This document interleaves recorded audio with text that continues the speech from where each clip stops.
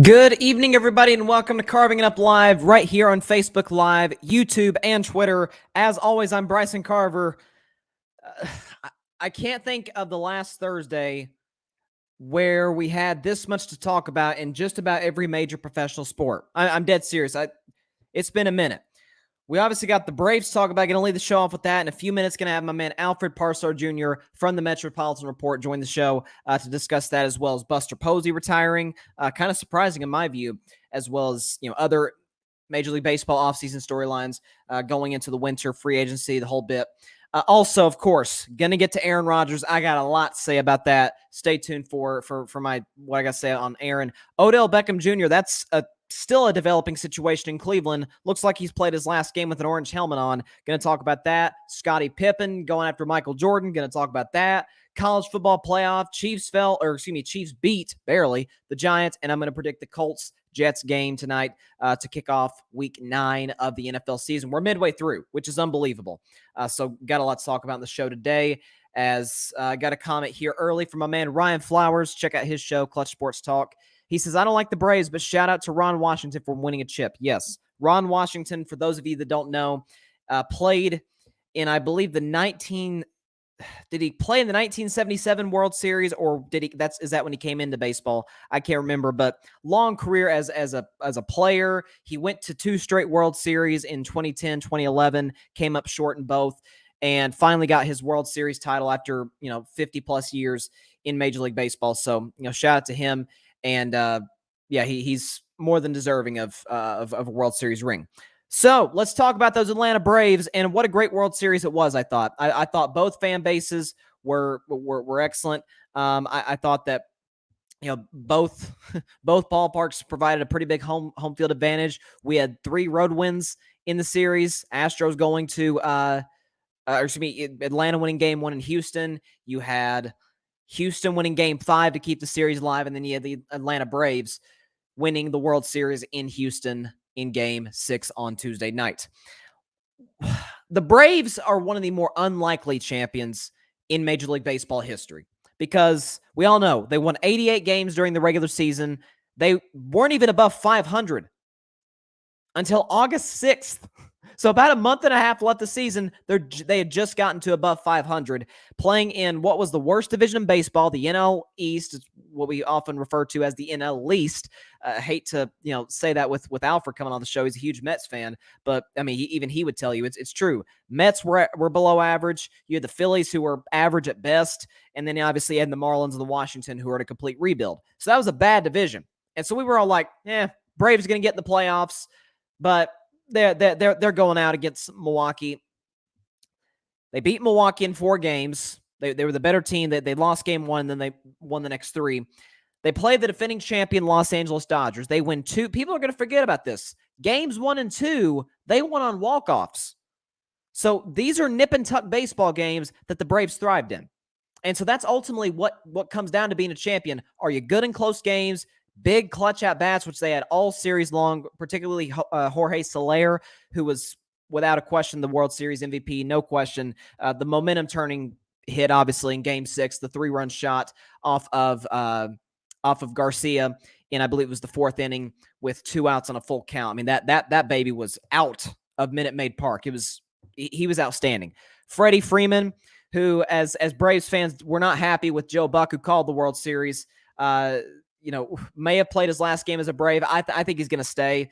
You had guys like Dansby Swanson, who came up huge. Adam Duvall. I mean, Max Fried in Game 6, who just gave him a gem after getting stepped on in the first inning by, I think it was Michael Brantley, yet and still holds it together, gets out of the inning. And of course, the Braves shut out the Astros. Astros are, I believe, the last team to be shut out at home in the world. The last team that was shut out at home in a closeout game of a World Series was the Houston Astros, 1-0 against the White Sox, and I believe it was 2005. So not great history made by Houston. And speaking of Houston, I will give them this. And we know about the cheating scandal, obviously, from 2017. We've known about that for almost 2 years now. But I will say this about the Astros. While I haven't gained any respect for Jose Altuve, Alex Bregman, Carlos Correa, Yuli Gurriel, the 4 guys that were on that 2017 team that are still there, I will say this about the Houston Astros. Nothing but consistency. You know what you're getting. Bare minimum, you're going to the LCS. And I got to give Dusty Baker a lot of credit too. Because Dusty Baker is a guy who's out of baseball, got fired by the Washington Nationals. He's out of the sport. And out of nowhere, the scandal drops. General manager gets fired. AJ Hinch gets fired. And Dusty Baker comes in last year. They finished with a losing record in the regular season, a 60-game season.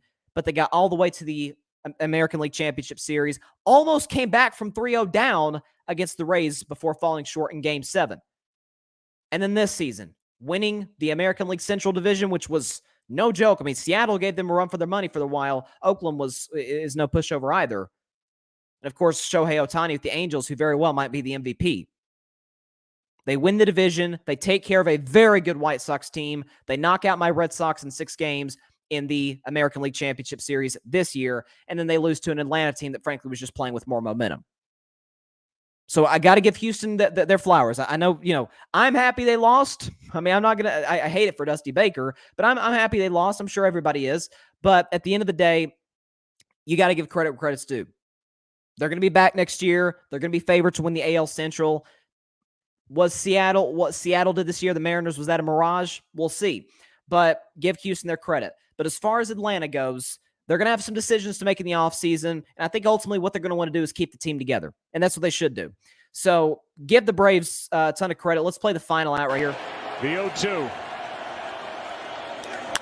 Left side, Swanson to first. The Braves are world champions.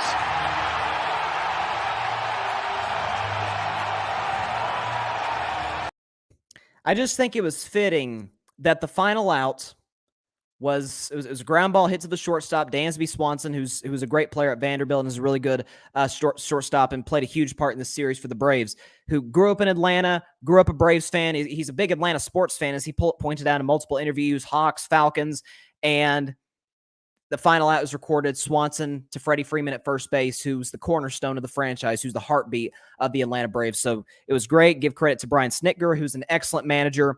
And, listen, happy for the city of Atlanta. That city, man, has been through a lot in regards to professional sports. Who could forget the 28-3 choke by the Falcons against the greatest quarterback ever? You got, obviously, the Braves blew a 3-1 lead last year. The Falcons, you have Georgia football has struggled to win the big game against Alabama.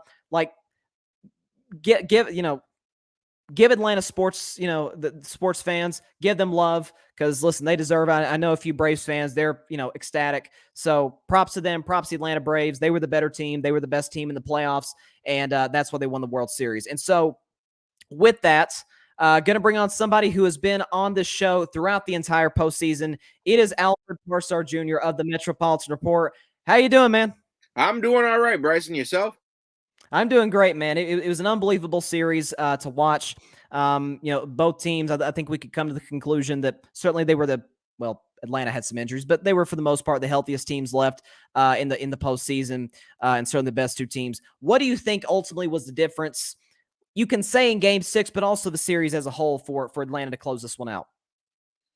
This is going to sound cliche, but I think this is fate. I think Atlanta was just meant to, from the moment that they went in the NLDS and they beat the Brewers, then they upset the Dodgers. It's just the momentum from that NLCS, and everybody wrote them off. And then look how they and I even said it on Monday. I said I don't think this series goes to Game 7, and look how they close out the series, 7-0 shutout. So, I mean, Jorge Soler rightfully is the MVP. Freddie Freeman, who's already had a Hall of Fame career up until this point, now adds a World Series ring to his collection of accolades. Just an overall deserving team between Dansby Swanson, Charlie Morton with the broken fibula in Game 1, somehow continued to pitch 2 more innings after breaking his leg. Charlie Morton, of course, a guy who was a World Series hero for those same Astros 4 years ago. So it's only fitting he gets another ring. It's just all around deserving team, as much as I hate to say it because they play in my division of the NL East. But no, they deserved it. And like I said, it was a Cinderella story, and I'm gonna equate them to the 2019 Washington Nationals, just a team that nobody expected to. And people forget at the All-Star break this year, they were one game below 500. Yep. Only the second team in history in World Series history to have a losing record at the All-Star break and come to win it all. So if anybody deserves it, my hat goes off to Brian Snitker and crew. Well, that was actually going to be my next question. Is Brian Snitker, and he took a lot of heat. First half of the season, some of the decisions he made. Obviously, you had Acuna going down. You had the issues with Roberto Ozuna. So you had these, or it's not Roberto Ozuna, Marcell. I'm sorry, Marcell Ozuna. So you had all this internal stuff going on, and yet still, and you heard the players talk about after the game, they believed all the way through. And ultimately, if you've got that, you're always going to have a chance when it comes down to the wire, certainly in the postseason. What do you think about how Brian Snitker managed this team, in regards to how he used the bullpen? Obviously, an excellent, staff, and, pinch hitting, guys getting timely hits. What do you think about the job he did in the World Series? I think he did a great job, and I think he redeemed himself, because there was even talk midway through the season in that first half of, this guy's on the hot seat. He may not be brought back to manage the Braves. And look, guy gets you to the playoffs when, the NL East was up in the air. It was between them and the Phillies the last week of the season. They win the division. They go to the playoffs. Everybody and their mother, except for me, expected the Brewers to just blow them out of the water. Then everybody, including myself, expected the Dodgers to blow them out of the water. And look, the guy wins the World Series. So his job was on the line and he saved it. You can't say too much more about that. Absolutely. I mean, that's ultimately what makes it. I mean, it really is. And I'm sure even for you as a Mets fan, it's kind of a feel-good team. It's a feel-good story. Do you think, and I asked you this on Monday, but do you think this is sustainable? Do you think they are, dare I say, the favorites out of the National League next year? Well, I'll tell you this, Bryson. Out of the National League East, yes. Oh, absolutely. Out of the entire National League is hard to say, because the Dodgers are always going to be the Dodgers. The Dodgers, in my opinion, I don't care what happens, they are the cream of the crop in the National League. And then there are questions all over the league. Will the Cardinals get any better? They were a team who I feel Mike Shildt should have never been fired. The guy was counted out of a playoff spot, and he won 17 in a row. Cardinals get to the wild card game. Then you have to wonder, Buster Posey just retired. What does that mean for the Giants, if anything? For those of you who pay attention to Giants baseball, they got a kid named Joey Bart who's supposed to be the next great thing at catcher. Is it his time to emerge now? So will the Giants even be a playoff team next year? What does it say for clubs like what does it say for clubs like the Cubs? How do they rebuild? Yeah. A lot of people are saying that they're going to be big contenders in the free agent market because they have a lot of money to spend. What happens to my Mets? So, another team with a big budget to spend. So it's a lot of question marks. Do the Brewers repeat? Are they a playoff team again? So a lot of questions in that National League. So is it sustainable? I think for a while they'll be the class of the NL East. But are the Braves title contenders every year going forward? Even they have questions. What happens when Ozuna, because Ozuna just got removed off the commissioner's exempt list. Ronald Acuna is probably going to be back, maybe not by spring training, but by the second month of the season. So they have questions they need to figure out. Do they keep Jorge Soler? Do they keep Eddie Rosario? Do they keep Adam Duvall, who all have expiring contracts? So, a lot of unanswered questions in that National League. A lot of uncertainty. Well, it's going to be crazy. And one of the points you brought up is, and this genuinely surprised me yesterday. Me and my family went and saw a movie. We came back. I look at my phone and I see that Buster Posey is retiring. And I'm not gonna lie, it kind of caught me off guard a little bit. One of the best players certainly of the last decade, an MVP, 3-time champion, 7-time All-Star, Rookie of the year too. Rookie of the year, exactly. So, were you shocked by his decision, or were you like, yeah, you could see this coming a little bit, especially with the Giants having the season that they did this year? I was slightly taken aback, but I wasn't completely caught off guard. I'll tell you why. A lot of people got to remember, in the COVID shortened 2020 season, he opted out. Yeah. Then, after the opt out, there was uncertainty if he was going to even play this year. When they asked him mid-season, "Hey, you want an extension?" The answer was, "I'll talk to my wife and see where I'm at after the season's end." He he's all baseballed out. You can tell. But still nothing to be ashamed of. Again, a rookie of the year, 3 World Series, former World Series MVP, regular season MVP. The guy's had a great solid career. He played 12 seasons. I know some people say, "Oh, why not go for 20?" But a lot of people got to remember, Bryson, baseball is not like the NBA.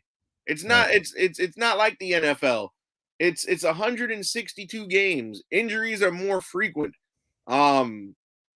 We haven't seen a guy play a full 162 since the days of Cal Ripken Jr. So, baseball, and especially he played catcher. That's a very taxing position. Oh yeah. So, my hats off goes to Buster Posey. Again, the guy's got 3 World Series rings, a Rookie of the Year, an MVP trophy. He has nothing to be ashamed about. Will he get to the Hall of Fame? It's a good possibility. I mean, if his career was a little bit longer, he probably could have. But but it was a solid career. Nothing to be ashamed of. 100%. And part of, one of the more recent dynasties, probably the most recent dynasty of, the San Francisco Giants winning, every other year from 2010 to 2014. So, hats off to him. He had an unbelievable career, represent the game in every way that you could ask for. Let's shift now to the Houston Astros. Obviously, coming up 2 wins shy of the World Series. Do you think that as it stands right now, or even what we can anticipate happening is in regards to the American League this offseason, free agency and whatnot, do you think that Houston is the favorite to get back to the World Series in 2022? Probably, but it depends on if Correa resigns. Yeah. Losing a guy like Carlos Correa is a big blow. You also got all these other teams in the AL. The American, a lot of people fail to realize the American League is just as competitive as a National League. Your Red Sox, the Yankees, who for some reason, even after they said they were going to get rid of Aaron Boone, they re-signed him to a 3-year deal, so that must mean something. The Toronto Blue Jays were a team that down the stretch, yes, put fear in the hearts of a lot of other teams. The Oakland Athletics, the Seattle Mariners surprisingly surprised everybody in the second half of the season out of nowhere. Can't forget about, even though, I'm only a Met fan, but you can't forget about the Chicago White Sox. They're bringing back Tony La Russa, and I think that they can make a run as long as those guys stay healthy. So as far as the AL West goes, I think the Astros will handily win that AL West, because I don't see as much individual talent is on the Angels between Rendon, Trout, and Ohtani. I don't think they're going to compete for like a decade. The A's are the A's, wild card team at best, and then you got the Mariners there, and you got the Astros. I think the Astros are the best of the bunch in that group, but the AL is just as tough, if not tougher, than the National League. So, and you didn't even bring up, and while we may not respect them as not championship contenders, but as we kind of relegate them to kind of a regular season team. Even the Tampa Bay Rays won 100 games this year. So, both leagues are just absolutely stacked. And that's one thing that I think is good about baseball that isn't good in other sports. Parity's all over the place. I mean, we haven't had a back-to-back champion since the 90s.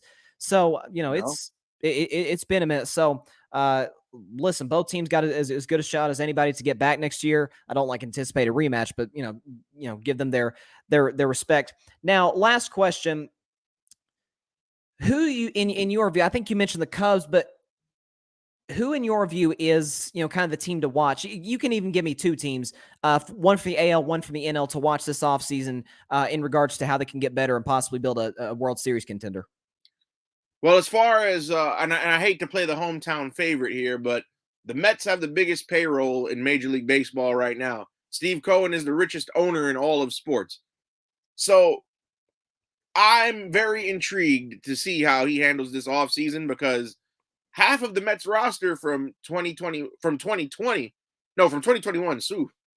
my mind's going blank with the years here, but half of the Mets roster from this season, 2021, are free agents. And he actually just gave Kevin Pillar his walking papers today because they couldn't come to some type of agreement. So that's going to be interesting. Of course, the big question is, does Javier Baez get his money?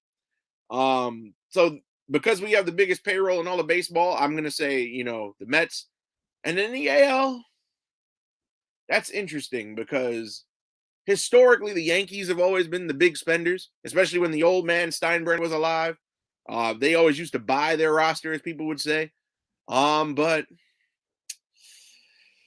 if I had to pick an AL team to watch out for this winter, as far as roster moves, it's going to be interesting. It's going to be interesting to see what the Oakland A's do, because they've been notorious for playing small ball and trying to compete without spending with spending as least money as possible.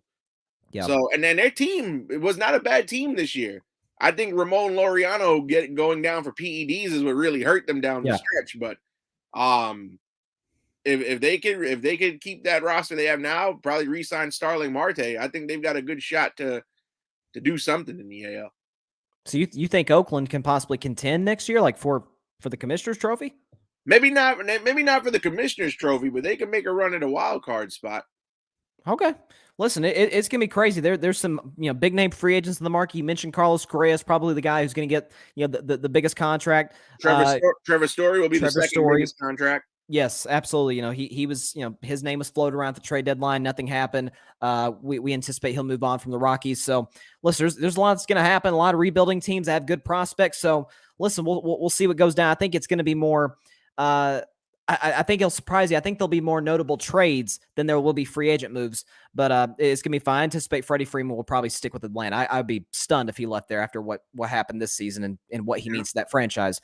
So before we go, last thing, I got to just in memoriam of what we did, in October, me and you talking baseball, predicting series and stuff. Let's give this one last look at. I think it's over in 3. I think it's a sweep. You think it's a sweep? I think Boston makes it close. Rays win. I think it comes down to a game 5. I'm with you. I like the White Sox in the series. I like them 3-1 over Houston. Red Sox, Astros. Call me biased. I don't care. I'm going to take the Red Sox to win in 6 games. Dodgers, Giants, regardless of who advances, I've got the Dodgers or the Giants winning over the Braves in 6 games. And in memoriam for the World Series, Atlanta Braves, Houston Astros. I think go 7, and I've got Houston, unfortunately, winning the whole darn thing. And my World Series MVP is Carlos Correa. Take what I'm saying, ladies and gentlemen, with a grain of salt. That tells the story right there, Alfred. I gotta say, Bryson, you have put together the greatest sports recap package in the history of sports talk shows. Listen, we got it. We got it. Both of us. We were both. Who did you predict again? Astros or the Braves? I said the Braves in 7. Well, okay. At least you got the World Series right, man. It was a rough one for me. After the wild card round, I got 1 series right. Jeez, we both got to be better next year. But until hopefully I can get you on this offseason once some of the free agent moves start to trickle down. So Alfred, appreciate you coming on all postseason. Had a blast, man. And hey, here's to 2022. Yes, sir. Can't wait. Spring training's in February, so can't wait. Absolutely. See you, man. All right.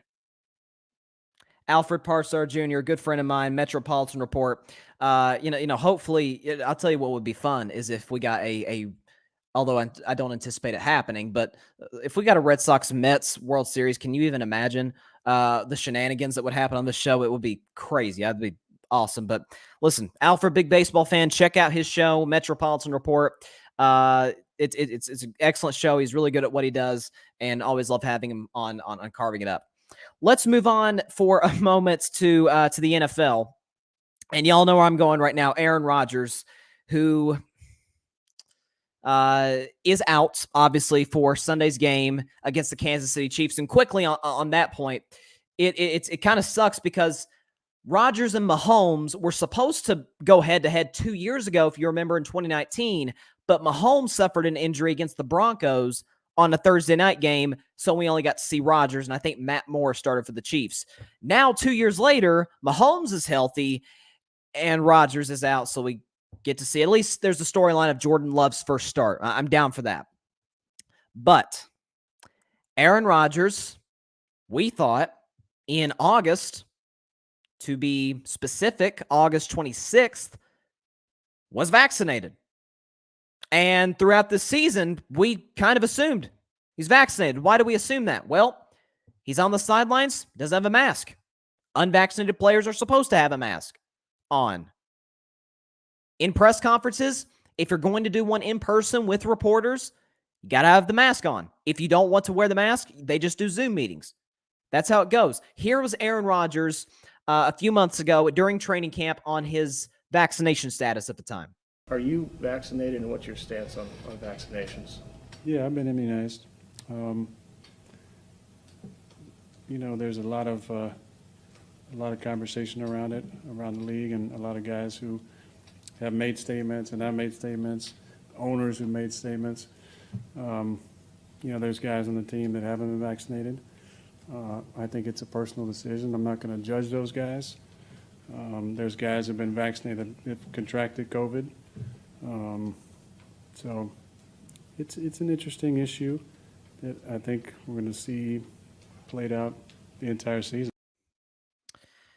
Aaron Rodgers thinks he's slick.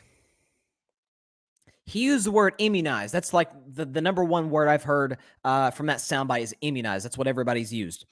He said he's immunized from COVID. So we assumed at the time, yeah, he's vaccinated. Aaron Rodgers went to Cal. He's no dummy, right? He's a smart guy. But I want to make an apology. Occasionally I do this. I make apologies either for, listen, I'm wrong on the show. I get predictions wrong, but that's just part of it. But sometimes I'm so way off that I'm like, my bad. I owe it to you, the listener and the viewer. I am sorry for taking Aaron Rodgers' side this offseason. Now, to be clear, I've never been an Aaron Rodgers fan, but I said this offseason, look, the Packers haven't given him a ton of say. Well, they did this year. And, hey, they're 7-1. Got embarrassed in week 1 by the Saints. Haven't lost since. But, and I've used this a lot when it comes to this, this vaccination thing. A lot of guys talk about, they're all about winning. Until it's time to be all about winning. Everybody, you could talk a big game. But are you really about it? And so a couple comments here. Student of the game 225 says, Rodgers is a goof. He took the antibodies treatment to give himself a buildup of antibodies. He might as well just taken a shot. He also comes off as a liar for the presser clip he played. That's the next point I was going to make, student of the game, is I'm not going to call Aaron Rodgers a liar because what that would indicate is he has a series of lying. I don't know the man well enough, or I haven't covered him long enough to know, okay, is this like a pattern? But he lied. In this situation, Aaron Rodgers point blank lied. And the Packers are just as guilty as him because they kept this from the National Football League. And now the NFL said yesterday they're going to look into this. Because if you remember last year, the Saints had an issue with, some players were not, because obviously last year we didn't have a vaccine. We didn't have that option. So everybody was supposed to wear masks and social distance in the whole thing. The Saints got fined $500K for that. The Raiders as well got fined that same amount because they had, some players that were getting together maskless outside. Remember Dwayne Haskins last year with the Washington football team? Remember that?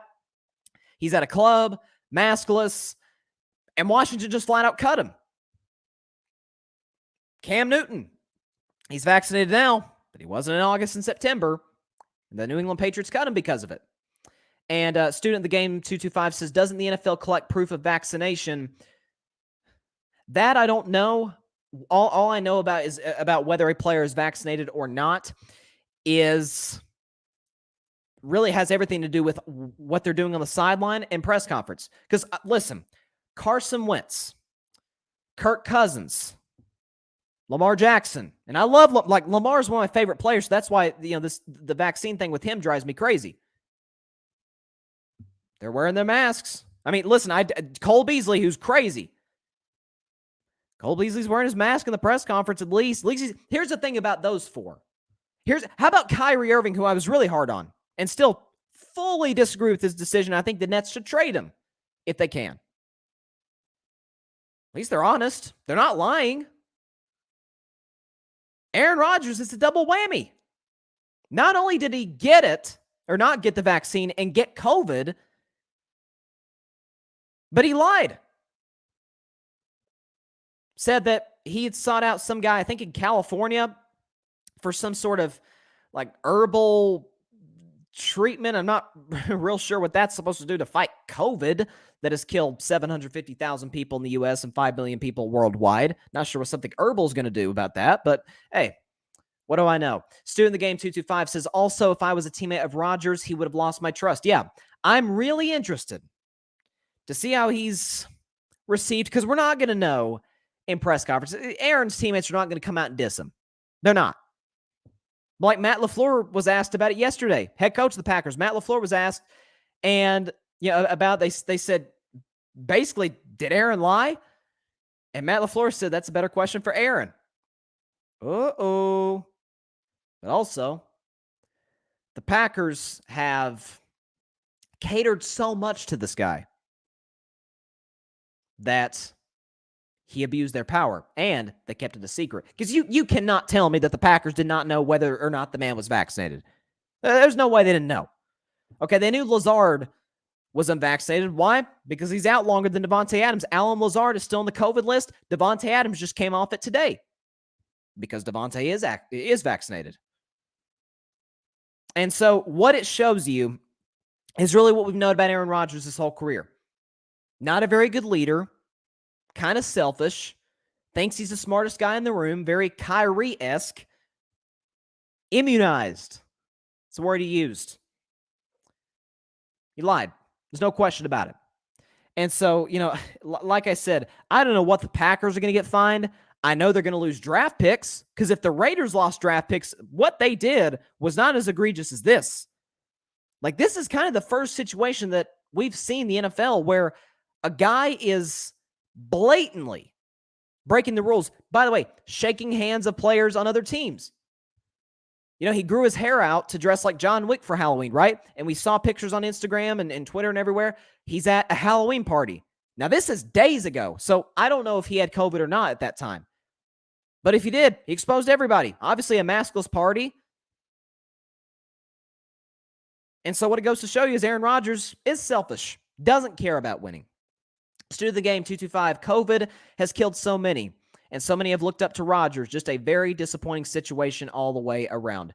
And, what you want, Michael Jordan, we're going to talk about Michael Jordan, Scottie Pippen, trust me. But what Michael Jordan said in that Last Dance documentary, and this is the epitome of what a great leader is. In it, not just sports, just in anything, in life. Michael Jordan said, I never asked anybody to do anything that I wasn't willing to do. I am not saying that Aaron Rodgers asked his teammates to be vaccinated. By the way, from what I showed in that clip, Aaron said, I'm not going to criticize players who didn't get the shot. That includes you. That includes you, wise guy. You ain't got the shot either. So if that was some way, per usual, to throw teammates under the bus, which he threw coaches under the bus after they lost to Tampa in the NFC Championship game, this is what Aaron does. I mean, Greg Jennings, who now works for Fox Sports, Greg Jennings, former really good receiver for the Packers, during a game, it was like week 1 in 2013. Aaron Rodgers, they're playing, the Packers are playing at Lambeau Field, home game against the San Francisco 49ers. And he's not throwing the ball to Greg Jennings a whole lot. And the defensive back, I can't remember who it was, the corner who was, going against Greg Jennings, like during a timeout, went up to Greg Jennings and said, man, they're not throwing you the ball right now. And Greg Jennings said, you know how it goes. It's just that way sometimes. Aaron walks up to that corner and says, why don't you trade for him then? Really? And Greg said, he's like, huh? You just, did you, what? This is who he's always been. He's not a leader, never has been. This isn't surprising. I mean, look, if you told me that during the season a quarterback and an organization is going to hide a non-vaccination for that quarterback and that he lied about it in the offseason, or it's not in the offseason, but during training camp, who would I have said? Probably Aaron Rodgers. This is what he does. This is what he does. So, when, and he talks about personal decision. Yeah, I mean, it is personal. You don't have to get it. But here's the thing, like I said, and I've been very clear about this. I'm totally against players and anybody for that matter, unless you have underlying medical issues that prohibit you from the vaccine, helping you. I think everybody should get the vaccine. But at the very least, the athletes that ain't got it, at least they told the truth. At least they're, from what we know, following the protocols. I mean, Kyrie Irving, the small number of times he has been with the Brooklyn Nets, he's wore a mask. He's been tested. At the very least, he's following the rules. What Aaron Rodgers did is 10 times worse than what Kyrie Irving is doing. He lied. And so it's very possible. So he's going to miss Sunday against Kansas City. Well, we know that for a fact. He's not playing. He will not be eligible to return at the earliest until not this Saturday, next Saturday, and they play the Seattle Seahawks the following day, that Sunday. Well, he may or may not be back by then. And by the way, Seattle might have Russell Wilson by that point, because Russell had the pin removed from his finger, but that's another story. And so he could miss that game. I see a suspension coming because, what's been the main criticism of the NFL? This is a big spot for him. This has really been the first kind of situation of this nature that the NFL has been in. But what's been the biggest criticism? Inconsistency as far as punishments, right? You have the kicker a few years ago, John Brown. Who was it John Brown? I'm trying to remember his name. It was John Brown, I think. He was a kicker for the Giants, played for the Seahawks, if I'm not mistaken, at one point. And he got suspended. He admitted to abusing his wife. He got suspended 1 game. Ezekiel Elliott was found not guilty. The NFL suspended him 6. Greg Hardy was suspended 4 games for domestic violence in 2015. Later in that season, once the suspension was obviously over, the pictures came out of what he did. No discipline, no suspension. So that's been my criticism. That's been really everybody's criticism of Roger Goodell. I think he's a very good commissioner. I think the way he markets the NFL, he does an amazing job. That's really what the commissioner's biggest job is to do. Obviously, to maintain the rules and market the NFL or market their league in a positive way, in a way that consumers will watch. And Roger's done a great job at that. But I have a comment here from my man Grady Jarrett. I always say Grady Jarrett. I'm sorry, Grady. I keep thinking about the Atlanta Falcons defensive tackle. Really good player. Grady Edwards, ladies and gentlemen, from In the Corner. He's got a podcast coming soon. You'll definitely want to check it out. He says, do you think Aaron Rodgers might be suspended a game? I think so. They won't suspend him for Sunday, obviously, because he's not going to play anyway. I think he gets suspended for the Seattle game. Does he get suspended longer? I don't know. But what Aaron Rodgers did is he put everybody at risk. Grady says, Greg Hardy is a really bad guy. Yeah. He was such a waste of talent for the Panthers and Cowboys. Yeah, and now he's I think he's boxing now. I mean, Greg Hardy's not a good dude. There's no question about it. He's a terrible human being. But in the NFL, be consistent. But as far as Aaron Rodgers goes, not surprised. Man, I'm genuinely not surprised at this. That this is kind of what he does. If you're not going to get the shot, I think it's a bad move. But at the very least, Carson Wentz, Lamar Jackson, Cole Beasley, Kirk Cousins, at least they're telling the truth. Can you imagine, too, if Jordan Love, who's making his first NFL start, Jordan Love was the source, was in many eyes the cause of the fractured relationship between Aaron and the Packers. Because Aaron's like, hold up, I'm not done. And you drafted a quarterback in the first round to replace me? Oh, okay. And he wins MVP last year. Kind of almost a middle finger to the Packers. Well, if the Packers front office is like, yep, see, Aaron did what Aaron does. If Jordan Love goes out there on Sunday against an average Chiefs team, I'll talk about Kansas City a little bit. If he goes out there and balls out, man, that would lead my show easily on Monday and lead just about every sports talk show in America. That would be insane. And it would be, We got to see what happens. Aaron should get suspended at least one game. The Packers should be punished as well. Certainly more harsh than the Raiders and the Saints were last year, because what they did was way worse than what the Raiders and Saints did. So, yeah, this not surprised. Let's talk about Odell Beckham Jr., who has been probably next to Aaron the second biggest story in the NFL, because as it all went down, trade deadline happened Tuesday. Odell was not traded. And you had LeBron come out. LeBron's real close with OBJ.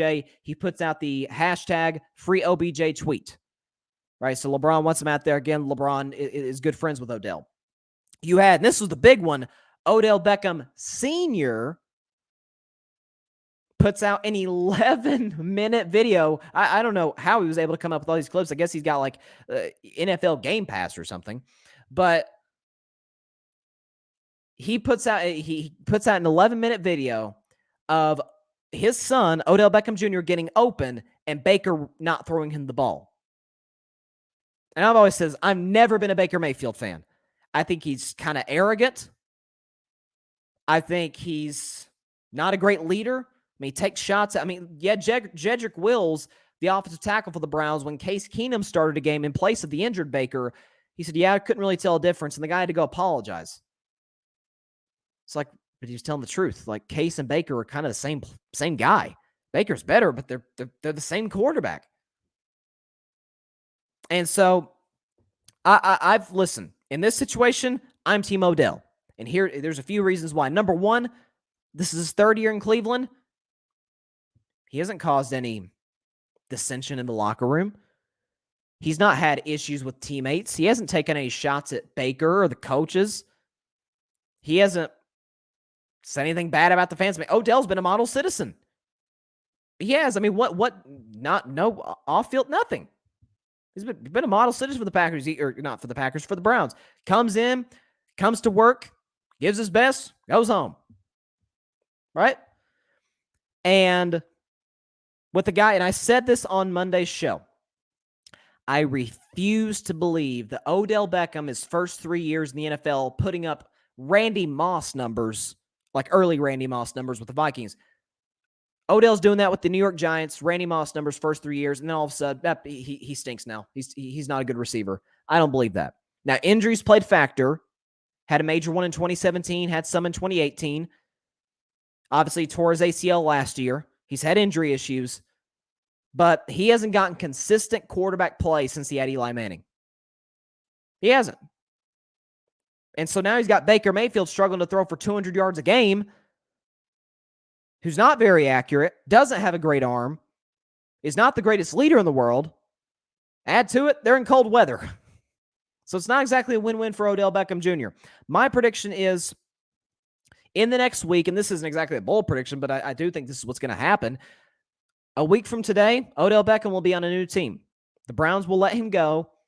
This is the second straight day, by the way, that he's been excused from practice. They've haven't had him come to the facility. And reportedly, Kevin Stefanski, the head coach, told the team Odell's basically not part of the team anymore. So Odell's agent, Browns general manager, they're talking about, they're discussing what to do with him. And so Odell's going to get cut. He's going to sign somewhere, probably a championship contending team. Would it be a Green Bay? I don't know. It depends on the Aaron Rodgers situation. Would it be not a Super Bowl contender, but a very good team, very viable team? The Saints. Michael Thomas is out for the year, had that setback with his ankle. Trevor Siemian's the quarterback. So would Odell want to go from Baker to Trevor Siemian? Like, there's that. I've heard New England has been thrown around. I don't know if that would be a great fit with Mac Jones, but you never know. So, hey, what about the Cincinnati Bengals, Baltimore Ravens? I've said for years, if Lamar Jackson had a number one receiver, my goodness. And so, look, Odell wouldn't get a ton of targets in that offense because it's, of course, a run-first offense, but I think it would be a pretty good fit to have him go over to Baltimore. I think him and Lamar would have a great connection. So Odell's going to get cut. He's going to choose where he wants to go. There'll be plenty of suitors, and that's going to be that. But it goes to show you that when you don't have that guy at the quarterback position, it's only so far you can go. Grady says, I don't know if he's washed up or if he has anything left. I think a new situation will tell the story. I can say that Baker is definitely better without him. Yeah, I mean, that's what the numbers say, and I will give Baker that. Last year, he got hot. His numbers in general say that Baker's a better quarterback when Odell Beckham Jr. is not on the field. That's what the numbers say. But I would also say as well that the second half of the year when Baker was getting hot, you know what else was getting hot? The Browns' run game, the offensive line. Baker's best games is when he's working. You look at the film, when he's working off the play action. The best game that Baker Mayfield ever played to this point in his NFL career was that Monday nighter when he went toe-to-toe with Lamar Jackson. Whole offense was set up to play action. The Ravens were like, okay, beat us. We're going to assume you're going to go with Chubb or Kareem Hunt. And even this Dearness Johnson guy they got, this third-string running back who could probably start for some teams, he's been excellent. Why? Browns O-line's great. So that's kind of where I'm at in the Odell thing. By the way, also, Kansas City, I'll talk about this briefly before I get to Scottie Pippen. Kansas City barely survived the New York Giants at home with an extra day to prepare. This is an average football team. It's average. What do they do very well? What do they do? Yeah, defense was fine. Yeah, they're playing the Giants offense. Okay, that's not exactly the Tampa Bay or the Dallas offense or the Rams. This is the Giants offense. This is Daniel Jones. No Saquon Barkley. Like, they got good players. Kyle Rudolph caught a touchdown. They got Galladay and Shepard and Tony and guys like that. But come on, they're not a team offensively or just in general that anybody fears. So I'm not going to give the Kansas City Chiefs defense a medal for holding the Giants to 17 points at home. But Patrick Mahomes, I am not going to say that the NFL's caught up to Pat. I still think he's an unbelievable quarterback. I actually picked him this season to win MVP. That's not going to happen. But Mahomes is leading the NFL in turnovers right now. You can't win a Super Bowl when your quarterback's leading the NFL in turnovers. And when you have, obviously through a bad one in the first quarter, and Mahomes gets bailed out, to me, the play of the game was in the fourth quarter when Mahomes gets bailed out by an offsides penalty against the Giants. And Pat didn't draw him offsides. Like, it wasn't like he went through his hard count, and he drew the guy offsides, and they snapped the ball, and they got a free play. No.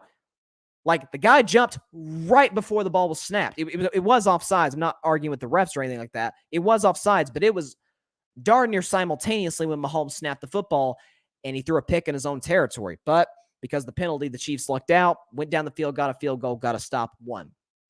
But when you look at the Chiefs' schedule, now it did get a little bit easier now that Aaron Rodgers is out. But when you look at Kansas City's schedule from here on out, it is brutal. So you got the Packers, no slouch, even without Aaron. You got to go to the Raiders, who are playing well. They play Dallas. They got Denver. They play the Raiders again. They go to the Chargers. Steelers go at the Bengals and then at the Broncos. That's like four playoff teams right there. Packers, Raiders, Cowboys. Actually, 5. Chargers and Bengals, and we'll see about the Steelers. Those are playoff teams. So they're going to have to step up big time in order to get into just to get into playoffs. Forget the division, just to get in the tournament. So Kansas City is an average team. I think we've seen that really all season long. I'm not going to rule out them turning it around. I think they do make the postseason. I'd be surprised if 7 other teams finished over them, but this is not the same team of the last couple of years. But I digress. Scottie Pippen. I got a new name for Scottie Pippen. We're going to use on the show anytime he says something crazy, because he's been doing that a lot this year. Is he Trippin Pippen? That's what we're going to call him. He Trippin Pippen, because he tripping once again. So he's obviously got a book coming out soon, and so obviously anybody who has a book that's coming out that they're going to say a lot of crazy stuff. And Scottie Pippen, in an excerpt from the book that was in a GQ article, said, quote, about Michael Jordan. Even in the second episode, which focused on a while on my difficult upbringing and unlikely path to the NBA, the narrative returned to MJ and his determination to win. I was nothing more than a prop. His best teammate of all time, he called me. He couldn't have been more condescending if he tried. On second thought, I could believe my eyes. I spent a lot of time around the man. I knew what made him tick. How naive I was to expect anything else. Each episode was the same. Michael on a pedestal, his teammates secondary, smaller. End quote. So, first of all, Scottie Pippen was a great player. Scottie Pippen was one of the 50 greatest basketball players of all time. I've been one who said on the show that I'm not one of those who says, like, Michael Jordan wouldn't have won any championships with Scottie Pippen. I think that's absurd. This is Michael Jordan we're talking about. This is the GOAT. But I don't think he wins 6 or goes 6-0 without Scottie Pippen. He was huge. He's their defensive stopper, decent shooter, more of a slasher offensively. He was an excellent player. Great player. But he was robbing. You know, I saw a tweet the other day, like they said someone needs to remind Scottie Pippen that he's Scottie Pippen. And you see this and you think, you know, people like, oh, Michael, why is he, you know, why is he being talked about more than anybody else? Because he's Michael Jordan. He's kind of the driving force behind those dynasties. This is the same Scottie Pippen. Before it, real quick, let me react to Grady's comment here. He says, Scottie is ruining his reputation. He should be more grateful for the run he had in Chicago. Guy is seeking a lot of validation from people who he doesn't need that from. Dude is so ungrateful. He is. And, you know, this is the same guy who they showed a clip, or they didn't show a clip. He said on the Dan Patrick Show, I believe, and I love Dan Patrick, but, you know, he said the Dan Patrick Show that the reason that Phil Jackson in 1994 didn't let him take the last shot against the Knicks was because Phil Jackson's a racist. Now, Phil Jackson has said some things in the past where you're like, that's bordering on racism. Not putting Scottie Pippen in the game to take the last shot is not an example of racism. Okay, Scottie Pippen all series long couldn't throw it in the ocean as far as the jump shot's concerned. Tony Kukoc was the best shooter on the team. If Michael was there, Michael's getting the last shot, obviously. Well, Michael had retired the first time. Kukoc gets the last shot, and to his credit, he makes it. But Scottie, of course, we all know, refuses to go in and pouts. And it killed the whole spirit of the team, and they end up losing that series to the Knicks. But I don't get what Scottie is trying to accomplish here.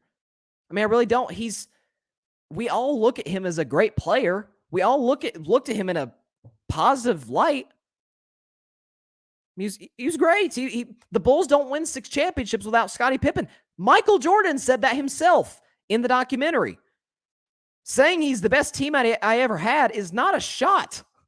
Michael had some bad teammates when he first came into the NBA. They called the Bulls the traveling cocaine circus. It was so bad. Michael really appreciated Scottie. So pointing out when Scottie struggled, either in the playoffs or with Jerry Krause, the general manager, that's not hating. That's not Jordan poo-pooing on his legacy. It's not. So it's I don't get what he's trying to do. I don't get what Scottie is trying to accomplish by doing this. We all look at him as great. Plenty of people are going to buy his book. It's Scottie Pippen. This isn't, no disrespect, but it's not like Judd Buechler or anybody else on that Bulls team. This is the second best player. This was Robin. There's nothing wrong with being Robin. You got 6 rings in your finger because you were Robin on a great basketball team, on a dynasty, one of the most iconic dynasties in the history of sports. I don't know what Scottie's trying to accomplish here. I really, genuinely don't. College football playoff, then I'll quickly get into my Jets-Colts prediction. They got it right. Point blank. The college football playoff got it right.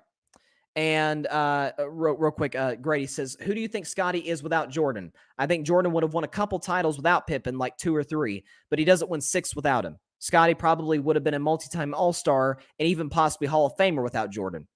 You can make that case, but I agree with you. I think I'm around 4. I think Michael wins 4 championships without Scottie, but that's kind of where I'm at. But as far as the college football playoff goes, they got it right.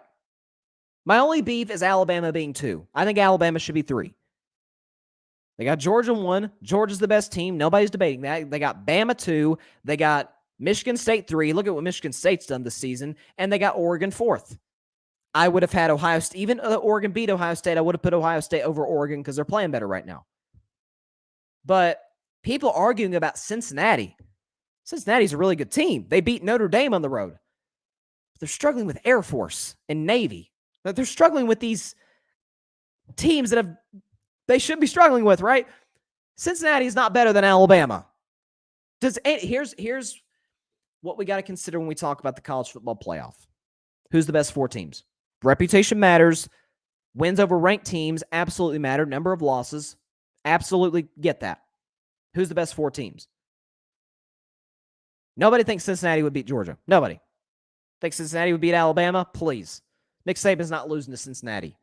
Michigan State, they just came back from 16 down in Michigan, who's a very good football team. And Oregon beat Ohio State on the road in the horseshoe. Cincinnati's really good. They're going to get a great bowl game. They're not going to make the college football playoff. You still got Michigan, who still has a chance if they run the table. If Ohio State beats Michigan State, of course, I think Michigan State would still win the division, so they need help. But Michigan's not totally out of it. Oklahoma as well. Cincinnati's not beating these teams. They're not. So I think they got it right. Last thing, 10.5-point favorites at home are the Indianapolis Colts on our final topic of the day. Colts are hosting the Jets, who are coming off an excellent win, a great win over the Cincinnati Bengals on Sunday. Mike White with the game of his life, throwing for over 400 yards and leading the Jets to victory at home. I think this is a closer game than people anticipate. The Jets are coming in with some momentum.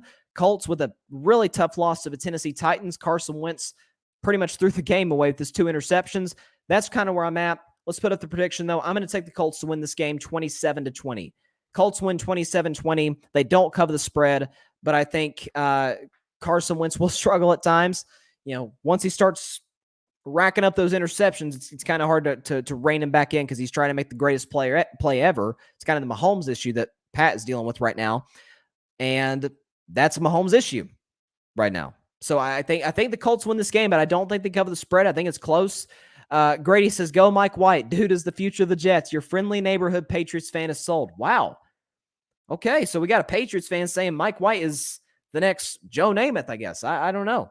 So listen, if Mike White wins tonight, there's a real conversation about who the quarterback is for the rest of the season, with Zach Wilson coming back in a few weeks off his injury. So that'd be an interesting story to follow, but I got the Colts winning 27-20. I'm coming off a really bad week predicting games, guys. 7-8. Jeez. Terrible. Just absolutely terrible.